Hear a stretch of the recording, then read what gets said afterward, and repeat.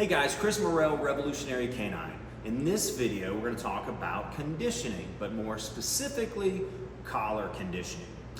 I made a post a few weeks back that talked about conditioning and touched on collar conditioning just a little bit, and it seemed to interest a few of you, so we wanted to make a video specifically talking about collar conditioning and how you could apply it to your daily training life. So I hope this helps.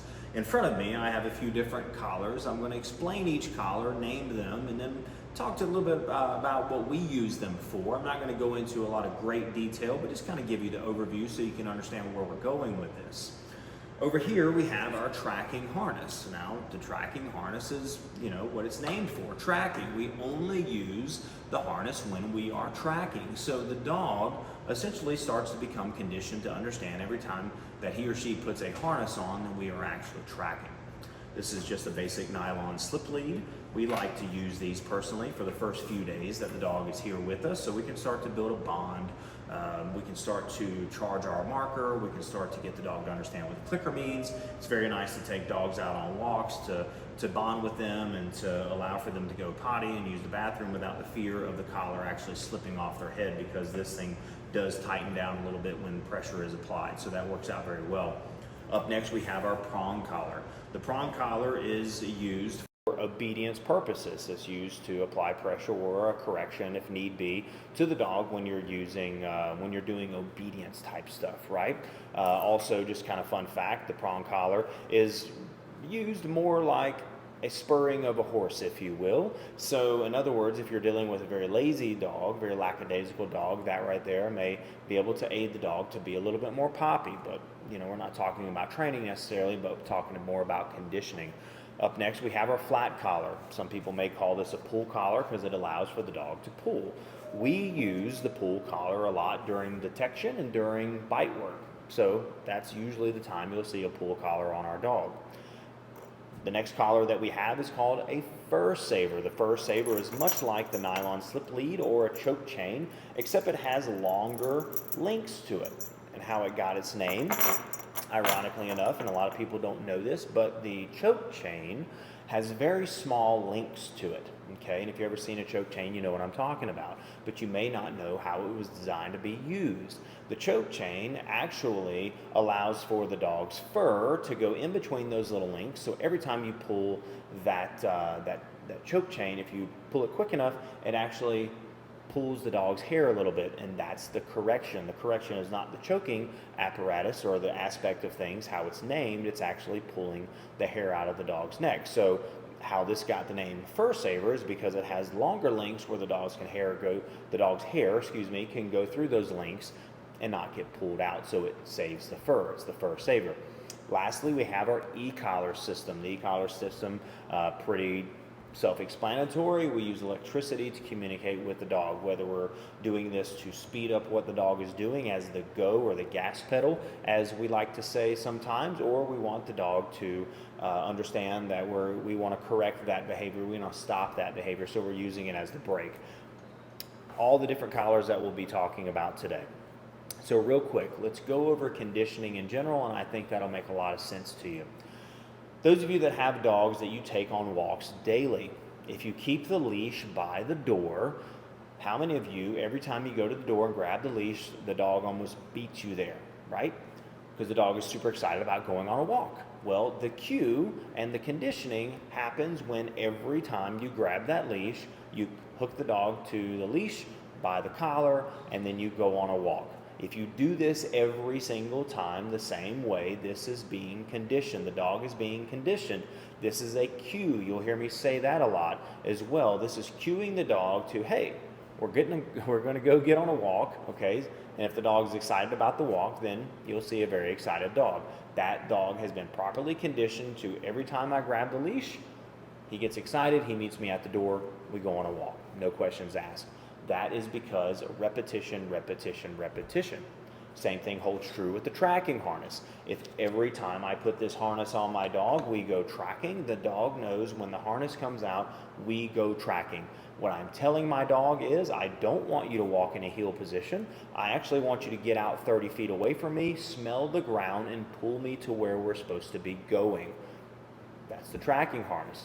We don't really use the nylon slip a lot in our conditioning, but you know, it certainly has its purpose, and you can certainly do so if you like. Now the prong collar, if every time we put the prong collar on the dog, then we can hold the dog accountable for certain positions, or every time we put the prong collar on the dog, we are working on obedience, then that every time that prong collar comes out, that dog will be on his best behavior. That dog will hit positions that you want, that you have worked with in the past. Now, this only holds true if every single time you're doing something, you put this particular collar on, much like the e-collar system. A lot of times when we're talking to people about the e-collar system, they will tell us, well, we don't even have to really use it. We just put the collar on and the dog almost is a totally different dog. Exactly. The dog's still happy, the dog is still excited to work, but the dog understands that the owner or the handler can now communicate with the dog, and the dog is just not free to go do whatever it wants to do. So a lot of times, yes, you don't even need the transmitter because the dog already understands the tasks at hand. Now, we don't like to tell people that that's okay to do that, because if we need to be able to hold our dog accountable, we certainly want to be able to do that without firing blanks, so to speak. So we definitely challenge you not to just go put the collar on and think that's going to work well, because you may not have conditioned the dog properly in your training as far as the e-collar is concerned for the dog to completely understand that. Now, the pull collar. The pull collar we use for detection, we use for bite work. So every time we put the pull collar on our dog automatically knows either we're finding drugs or we're biting people. Now, fun fact about my personal dog is the cue that he gets when we are about to do bite work. I'll do law enforcement seminars from time to time, and I get the absolute honor to teach and instruct the men and women that are in uniform with their canines, and I'll bring my dog out every once in a while to do a demo to make sure that everybody understands what we're trying to do for our exercise, and my dog will be completely unbothered. He's just hanging out, chill, relaxed. He'll be laying down beside me. But as soon as I lean down and I grab the collar, so if the dog's neck is inside this collar, I lean down and I grab the collar as so. I've done this 1,000 times in the past, and every time I do this and I give my challenges, bad guy, come out with your hands up or I'll send my dog and you will get bit, my dog knows that there's going to be a bite at the end of this. So he immediately gets cued, right? Because he's conditioned for this properly. Every time I grab, I give my challenges, he knows there's going to be a bite. So that's the frame of mind that he's in. The fur saver. Talk about this a little bit. You'll see the fur saver a lot in the sport world. You'll get some law enforcement guys will have this from the vendor, but you'll see this a ton in the sport world. And the reason why you see this a lot in the sport world is because e-collars are not allowed in competition, right? So the dog has to be able to understand and perform all of the commands that the handler is needing he or she to do on the field. And since it's a point system, the dog needs to be pretty darn good at it. So how they condition, I can only imagine how they condition. Now keep in mind, I would like to preface this with, I'm not a sport dog trainer. I'm not claiming to be. I just look at these sport dogs and think, man, these are some amazing animals. And I do know that in my dealings with law enforcement canine, that a lot of the dogs, a lot of the best dogs that I've seen out there in the law enforcement world have a PSA or a KNPV background, because they really, really hammer the obedience and the bite development on these particular dogs. So kudos to you if you're a sport trainer or you're a sport competitor, because you guys have it going on. Now, back to the conditioning process. If I'm a sport trainer, I'm going to take my fur saver and I'm going to take my e-collar and I'm going to put them on at the same time. I'm going to do this every single time we're training, every single time I want to work obedience, every time I get my dog out to do a routine, anything that involves competition, I'm going to put this on my dog every single time. Now, because of the e-collar, we have the ability to communicate with the dog without a leash, right? Now he has his fur saver on, so we are putting this on together. The day of the competition,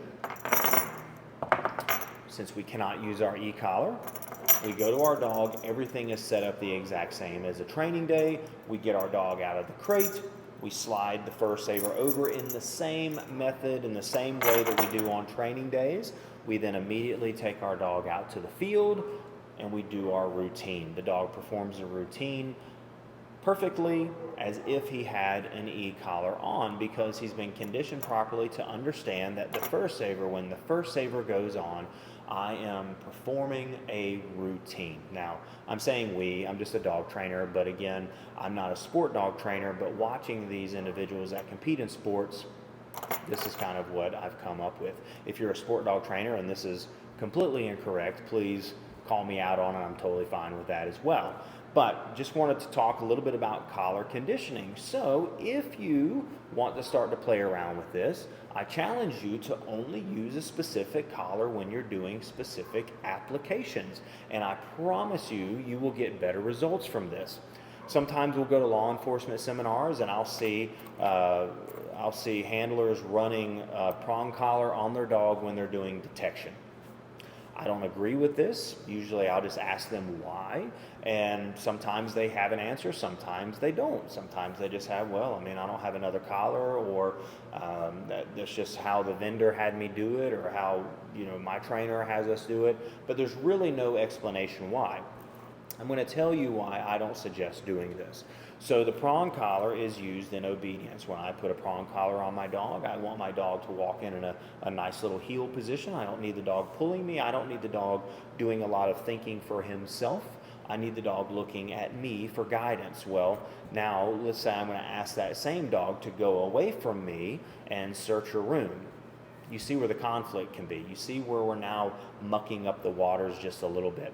That, and if the dog is going to pull into an odor or a source of some sort, now we have the correction aspect of the collar pulling down. So if the dog inevitably has been conditioned for this is for obedience, you're not going to deem very good results doing detection with that same collar. So my suggestion would be to walk the dog out of the car into the room or wherever we're searching on the prong collar and the pull collar, and then when you get to the area that you're going to search, you'll unhook the leash from the prong collar and you'll hook it to the pull collar, and then you'll tell the dog to sook or search or find it, whatever your cue is for looking for some sort of odor, whether it be narcotics or explosives, does not matter, but that is the cue. So the cue to your dog would be, I'm now hooking my leash to a different collar, the collar that we use only for detection.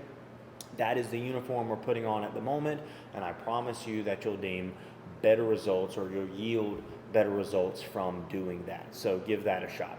All right, guys, I'm about to wrap this thing up, but if you have any questions or comments, please put them in the comment section below, or you can reach out to us directly through any of our social media outlets. You can always email me directly, chris@revolutionarycanine.com. I hope this helps, this little tutorial on collar conditioning. If it does, great, let us know. If you think it was complete trash, you can let us know that too.